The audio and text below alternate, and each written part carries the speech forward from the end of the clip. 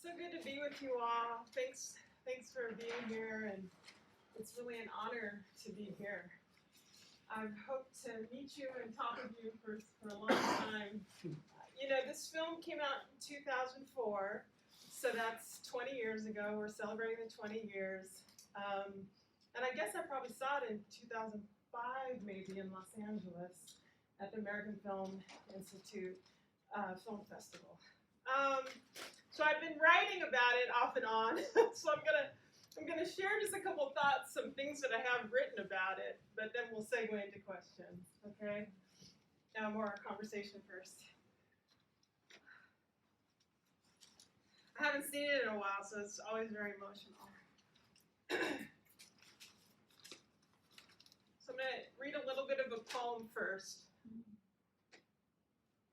And the babies cease alarm as mothers raising arms and heart high as the stars so far unseen nevertheless hurl into the universe a moving force irreversible as light years traveling into the open eye. And who will join this standing up? The ones who stood without sweet company will sing and sing back into the mountains, and if necessary, even under the sea. We are the ones we have been waiting for. We are the ones we have been waiting for. This final line of June Jordan's poem for South African women is often quoted without acknowledging it was a piece she first presented at the United Nations in August of 1978. On the anniversary of the Women's March in Pretoria, August 9, 1956. The babies cease alarm, mothers raising arms and heart high. Who will join the standing up? These lines sound as though they could easily be braided into the visual and sonic memory work and praise poetry that runs through Randaman Suleman and Bekizizwe Peterson's 2004 film. So I began this poem with a Black American woman paying tribute to South African women's liberation struggle, partly to situate myself as a Black American woman who was at the time of Nelson Mandela's release from prison an undergrad at UC Berkeley, where June Jordan had just joined the faculty. It was through my engagement with African American literary, musical, and activist figures who were gazing across the Black Atlantic that I generally came to know parts of the anti-apartheid struggle, including, eventually, rumor of something called the Truth and Reconciliation Commission. Public recognition of racial atrocities, a state-sanctioned space to grieve state violence. I think I can safely say that most African Americans, at least initially, experienced the idea of the TRC as proof that the Mandelas and the Zulus and all those brave comrades had worked some kind of miracle. And then I went to graduate school. And, read the work of political theorists who detailed every structural and conceptual flaw and ultimate failure of the commission, or behavioral scientists who wrote about the commission and emphasized the dangerous consequences of unskilled opening of psychic wounds. And suddenly my Berkeley era bubble was burst and my TRC thrill was gone. But trying to understand the nation's reckoning with the atrocities of apartheid kept me coming back to the cinematic outpouring of TRC-related narrative and documentary feature films that burst on the scene all around this same time, 2004, 10 years into the new dispensation, as they say. In that first wave, as far as I could see, the only one that I could find that was actually written and directed by Black South Africans was this film. Though often referred to as a TRC film, no featured character in the film ever testifies before the commission. Instead, the work of truth, reconciliation, and healing is rendered through alternate creative and spiritual practices. The screenwriter, African lit scholar, who you all just heard about, Dr. Peterson, says even though the film is set against the backdrop of the success of the first democratic elections and the launch of the TRC, for him the film was not a TRC film, but rather the film is a story of two mothers in search of their daughters. The older mother, as you saw, Matau, initially does decide she wants to appear before the TRC with the hope that she can bring forward her daughter's killers in order to find out where they are buried.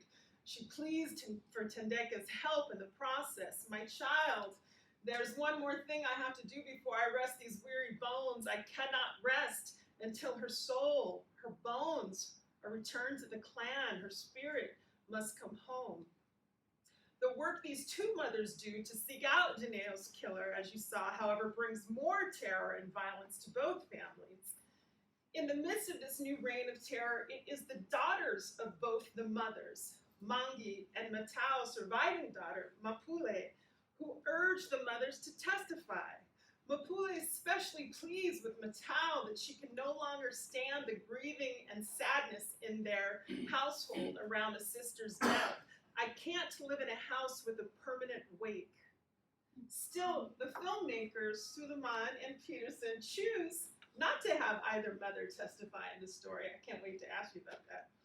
Instead, the filmmakers engage both mothers and their daughters in rituals of creative practices that offer a glimpse of alternate journeys toward healing. Part of that work, especially in the case of Tendeka's journey, is revealed to us in the haunting series of flashbacks where Tendeka relives and reassembles various moments of trauma. The filmmakers prefer to call these stylistic sequences interludes as they move backwards and forwards. South African film scholar Jacqueline Mangard has also referred to these sequences as post-traumatic subject memories that shift each time they are shown. She goes on to say that the filmmakers make the argument that while the quest for truth plagues those who have been traumatized, truth can never be discovered or revealed as a singular set of facts. The TRC may have achieved a visible communal national form of excavating and even exorcising the atrocities of the apartheid past, but the multiple, repeated experiences of individual trauma, she writes, loss, grief, and mourning need more than that. Words fail humanity at these times. And Dr. Peterson, in his reflections that are published alongside of the screenplay, it's a book that you can get. I hope the library has it or you can order it. In his reflections, he expresses his deep concern that the idea of a rainbow nation or the invocation of a nation that is united in its diversity did not allow, he says, even as an ideal for any sustained and meaningful wrestling with the politics of race and inequality, both in the past and in the present.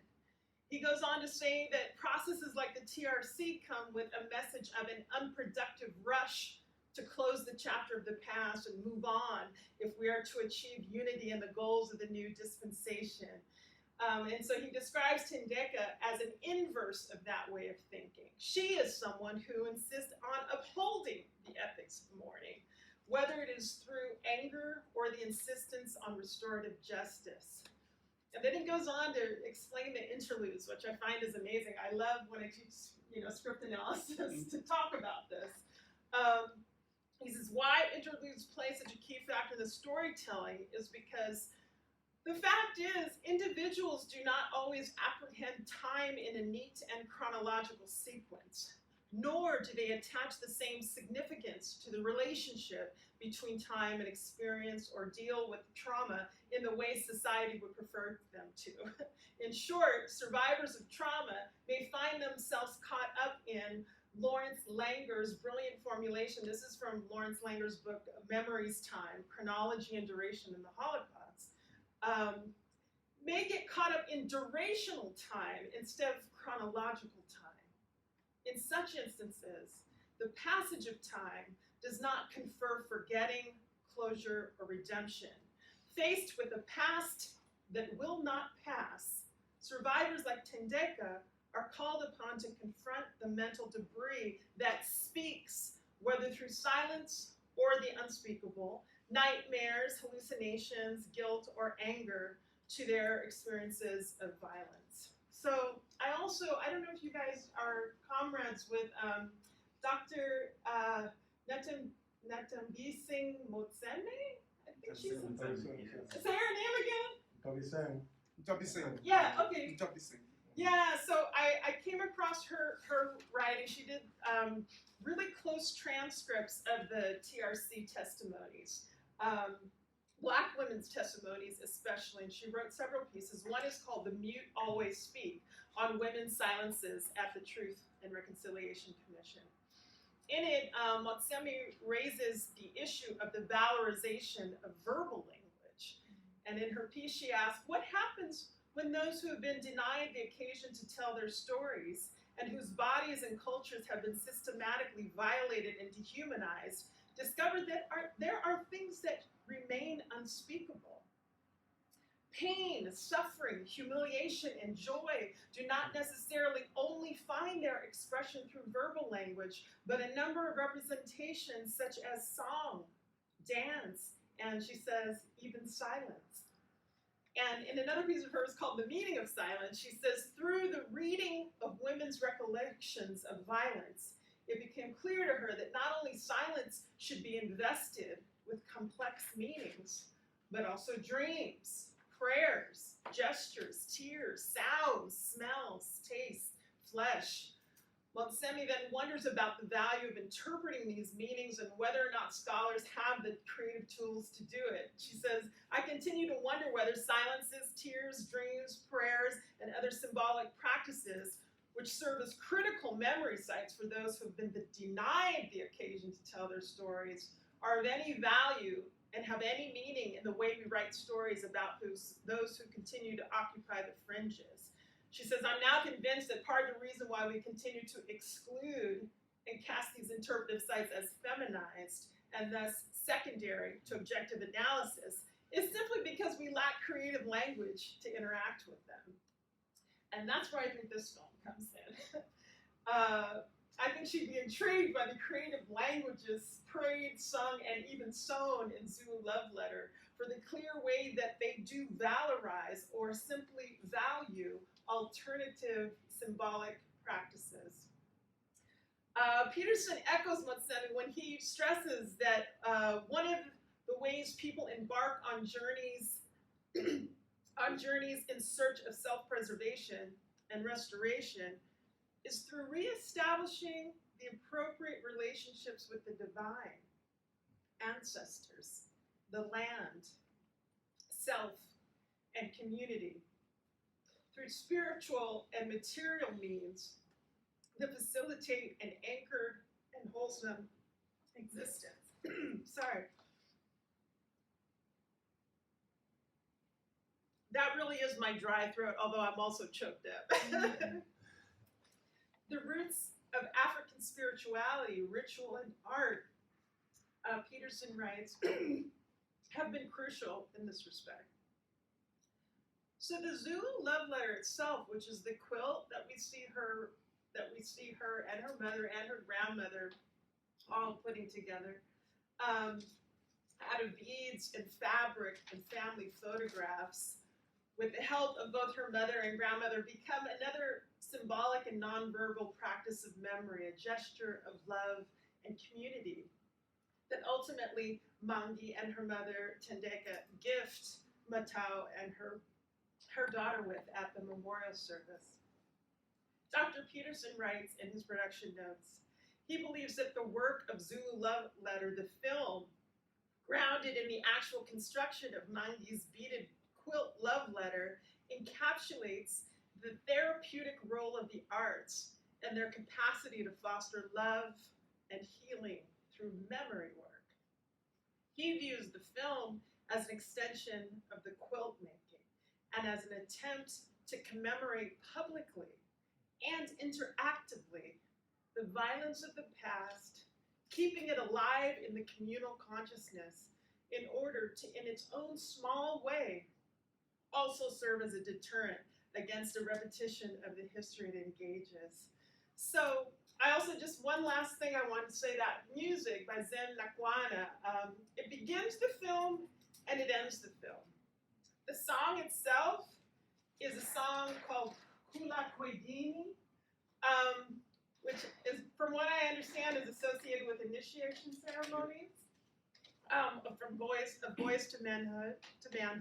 So we hear those township chords, that penny whistle, those guttural grunts and wailing saxophones, marking the passage from innocence to blood to adulthood. Zulu Love Letters rites of passage are far less linear, and here they are embodied in 4 women's journeys of recovery, reconciliation, and ever-expanding truth. So while Motsemi questions scholars' ability to get at the symbolic and creative practices where memory and healing work reside, it is my view that Zulu Love Letter does this work. Zulu Love Letter creatively includes, visually and sonically captures these critical memory sites for those stories and silences that have occupied the fringes. Because he does this, I think it remains a powerful teaching tool that should run alongside any scholarly work around the success or limitations of the Truth Commission. In essence, the film responds to June Jordan's call. It says, we do not wait for the state to provide the grounds for our remembering and our healing work. Zulu Love Letter agrees that we are the ones we've been waiting for. That's what you guys did. So thank you for that.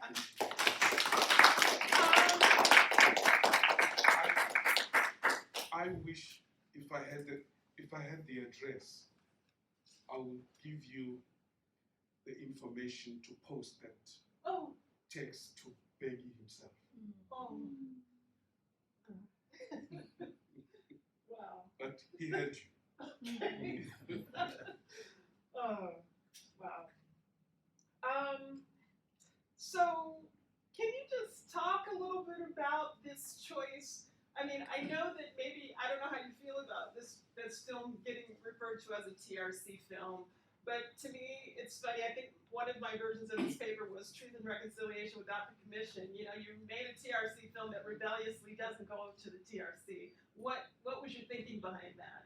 Well, it's been a long discussion between myself and Peggy. When he passed on, we were dealing with a 40-year-old relationship. Oh, wow.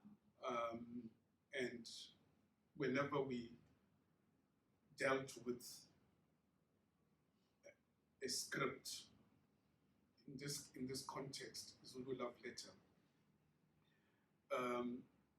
since all our films that we have done have always centered on women. Yeah. It's interesting when he always spoke about his mother. Oh. And so did I as well. So Wow. there was a synergy in relation to our mothers. Okay.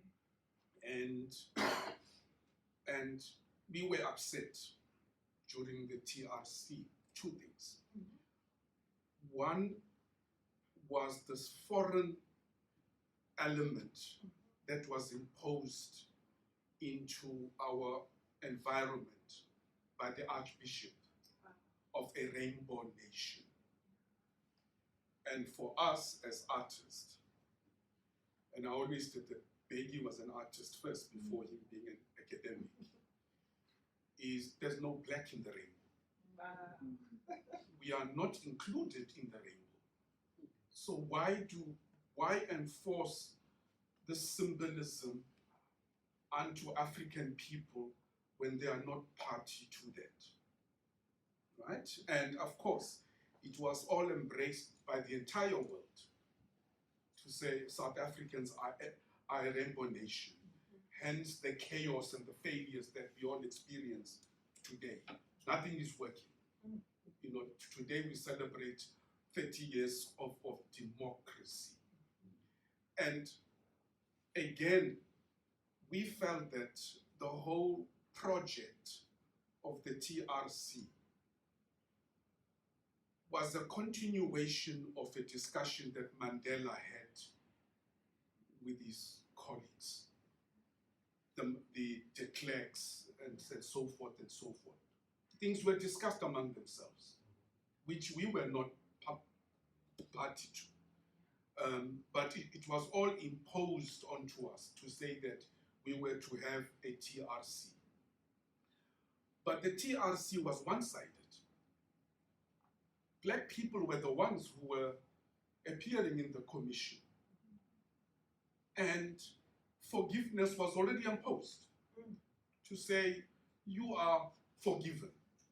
You know, it meant you holding the Bible without the Bible. Right? And very few white people or those black who participated in the atrocities came forward. So from that perspective, it was a failure from the onset. And it's interesting that there's an accusation that has come about a few days ago, about 2-3 days ago.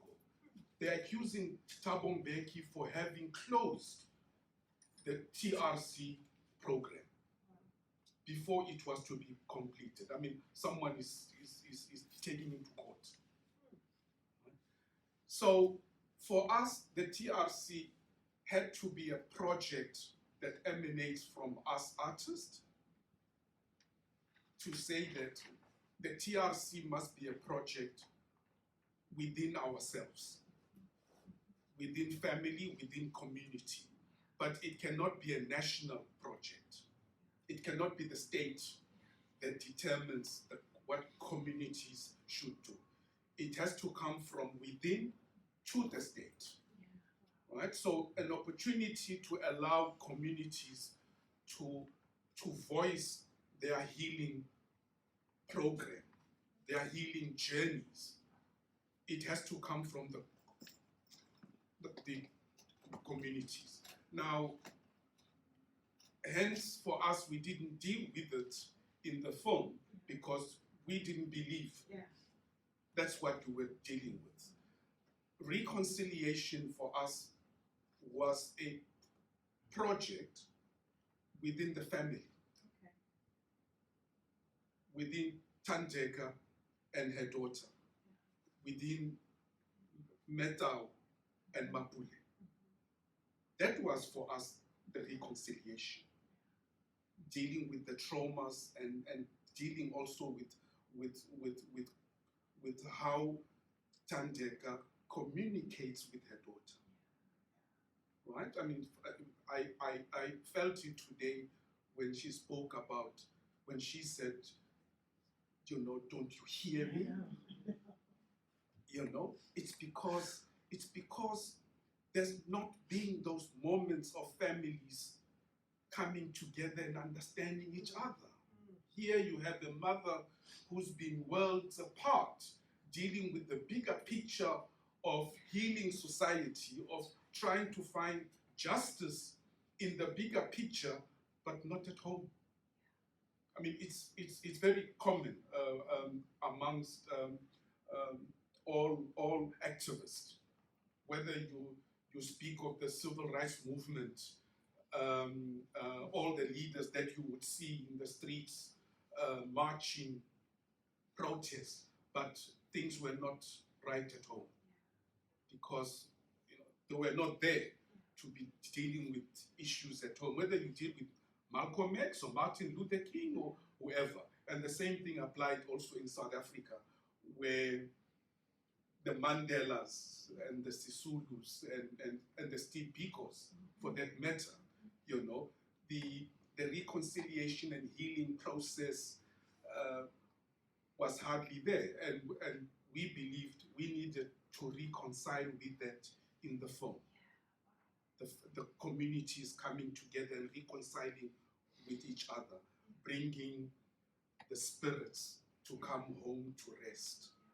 The spirits needed to come home to the land, you know, so that we can deal with the spiritual, but determined by us within that time frame, but not the external to come and impose that.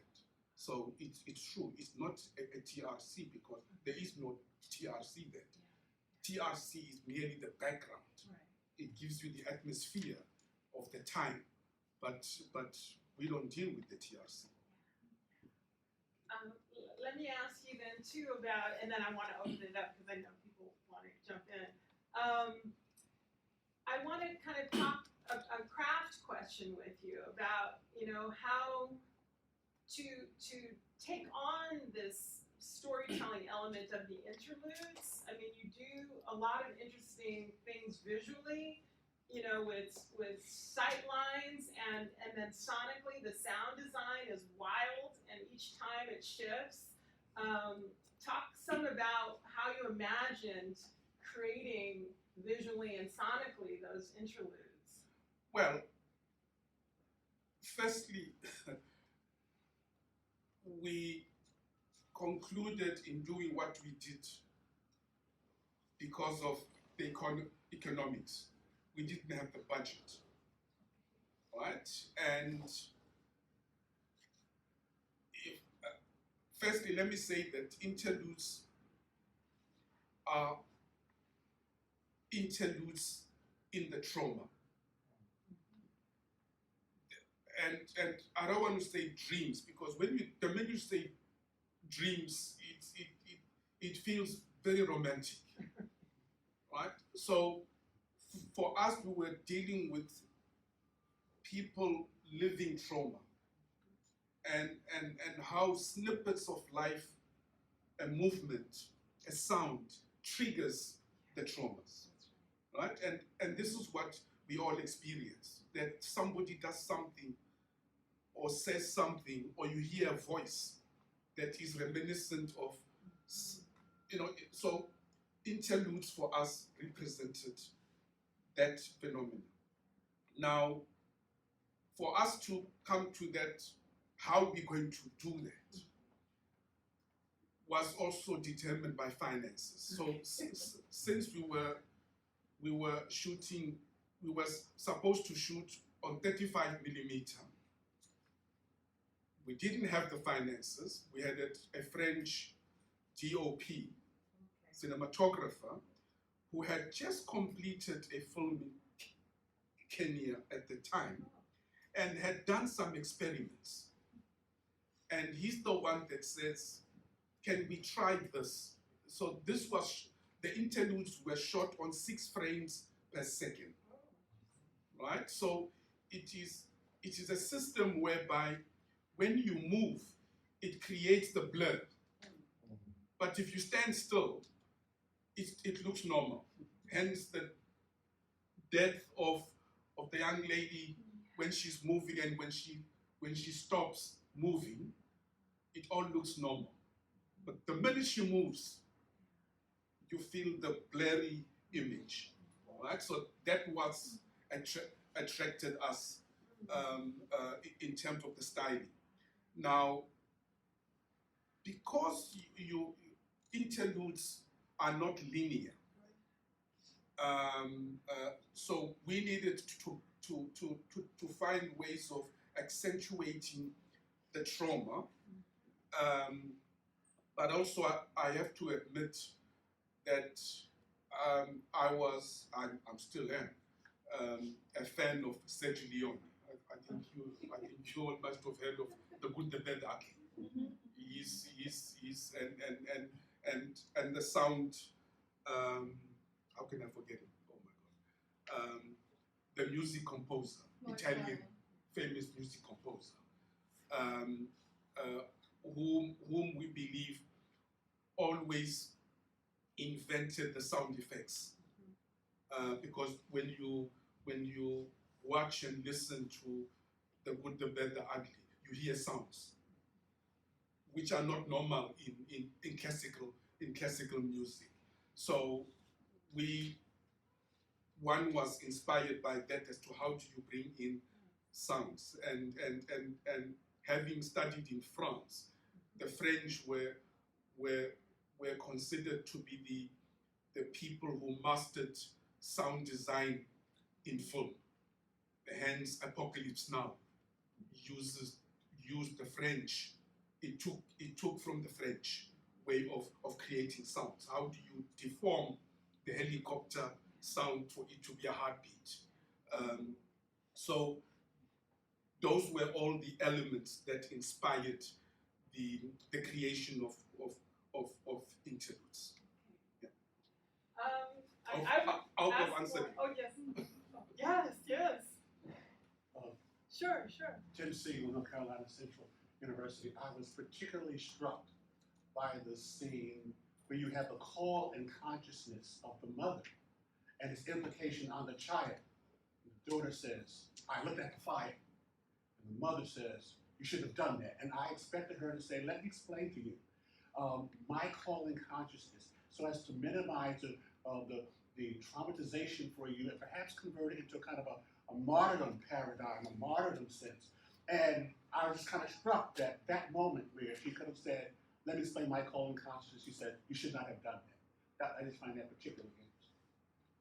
Well, it's always, the difficulty is always trying to search for ways to challenge oneself and not expect the spectator or the reader to anticipate what's going to happen in terms of dialogue. And I must say, it's Peggy himself who was very good at that. I would, and there were instances, many of that kind. I would do that, and he would say, no, do it the other way around. So it always became a challenge. Yeah. And thank you for that. Why did you make the daughter deaf? What do you think? Again, it's the Perhaps prof who would have answered you in that manner.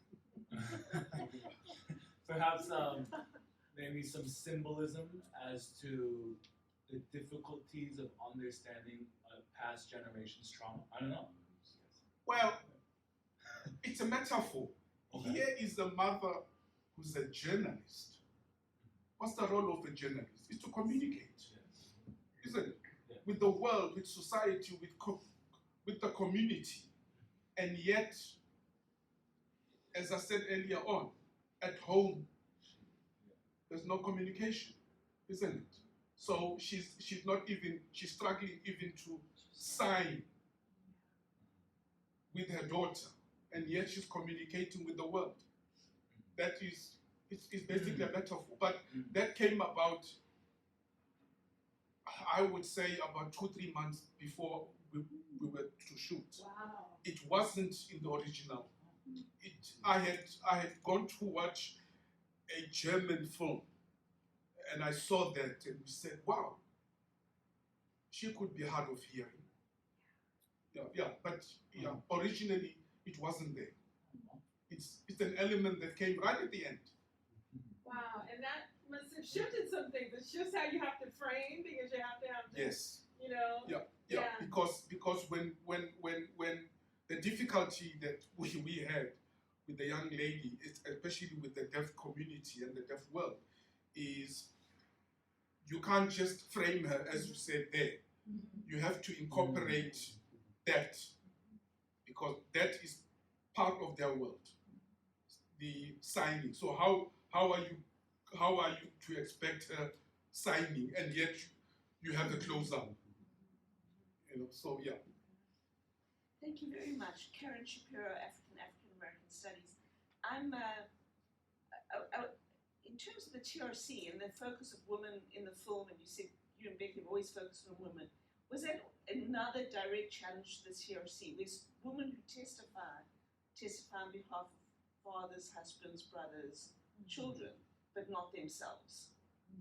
And so was this a way of, say, centering 4 or 5 women and making their stories central, also in response to the TRC, in a way in which women don't tell their own stories, they tell the stories of their male loved ones? Well, we have to admit that South Africa, 2 things, the political history environment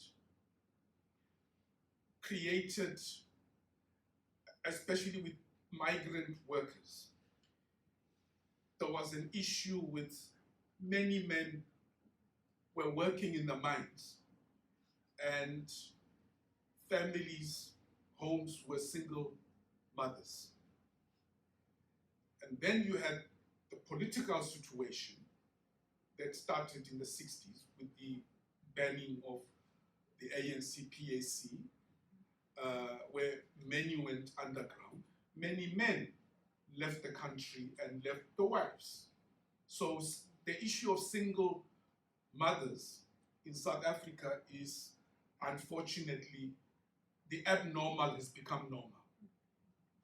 Right? And yeah, till today, it's something that we don't think about, but it is normal to talk of single mother homes, to a point today with having many women educated. It's continuing the situation of single mothers, where many women have decided they'll have a child, and they'll bring up their children.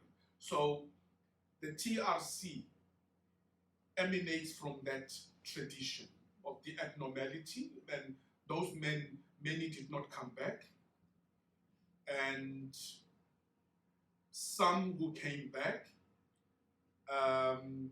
they could not come back to a family, because I mean, it's like your Mandela, 27 years in prison, and you assume that Winnie was not normal, that she would wait for you. That's what we all assume, isn't it? That, couldn't she wait for him? And of course, if it was the other way around, if Winnie was in prison for 27 years, would Mandela, he would have had maybe 3-4 wives. So having women appear in the TRC, it was the majority of them who did that. But not speaking for themselves, they spoke No. on behalf of the men. No. It's on the one hand, it's a strength. On the one hand, it's a weakness, I have to admit, that we efface ourselves. Women do that and want to speak on behalf. And it's unfortunate that they were not given that space to speak about themselves. Like Winnie, for example. It would be interesting to, well, she's gone. Winnie wasn't given the chance amongst thousands and millions of women out there to be given the opportunity of speak for yourself. And they were not. It's true. They were not. I don't know if there's time for Yeah, another I know we're past time, but if we can stay, I would love to hear. Thank you so much. I'm Elizabeth. I'm a 7th-year doctoral student in art history. I wasn't familiar with this movie, so it was a real honor and pleasure to watch it with you in this space. And about the actor who played the deaf daughter, or who is deaf, she was actually my favorite character. Anyways, that's a side note. But I really appreciated how you depicted the nuances of race, that it really wasn't just black and white, and especially in the figure of the Indian partner. And just wondering, because that kind of throws, and I'm still trying to process that, but throws a lot of, or problematizes what perhaps one thinks about in what the conditions or the racial conditions in South Africa. So just wondering if you could talk about that decision to include a male figure who's so important, and then quite devastating when he dies at the end. But just if you could talk about that decision. Well, historically, Peggy and myself, because of apartheid, Peggy was classified colored, and I was classified Indian. The absurdity of apartheid, because my ancestry emanates from slavery. 1860, somewhere there. So, because my ancestry were not speaking Zulu, they were speaking Swahili. They were considered different, Swahili and Makua, which is your language spoken in northern Mozambique, called the Makonde. And because of the religion as well, which was Islam, however, many of the slaves that came were Christians and Islam, and they were all put into an area at the Bluff. And I then went to an Indian school. So our understanding of the racial environment, we always believe that we are inclusive. It's not only black African. So for us, it was to say it is possible for Tanteka to have a relationship with an Indian. And of course, one could not deny the Mail and Guardian newspaper of having white liberal. And of course, they also were not kind to all the activists at the time. So, but for even now, I co-produced a series called Spinners, and when I insisted on 80, because in South Africa we still have an issue at the moment where you would hear of a production or see a production and the credits would be majority white technicians.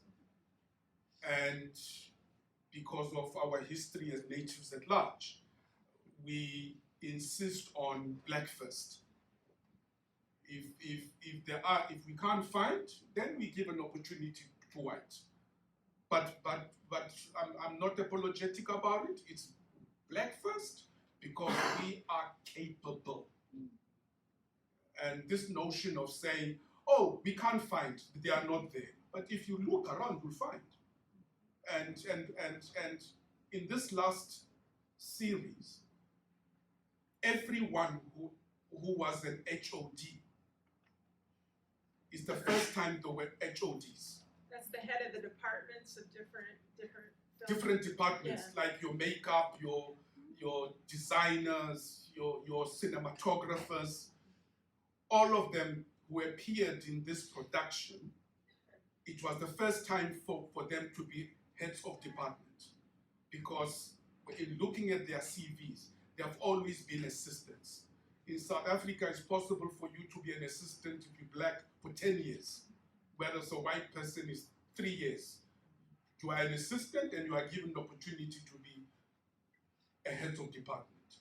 So I gave, and I'm not apologetic, so it falls within the framework of deciding that we'll make this person Indian or, but in South Africa, we say Indian, but I believe that they are all blacks.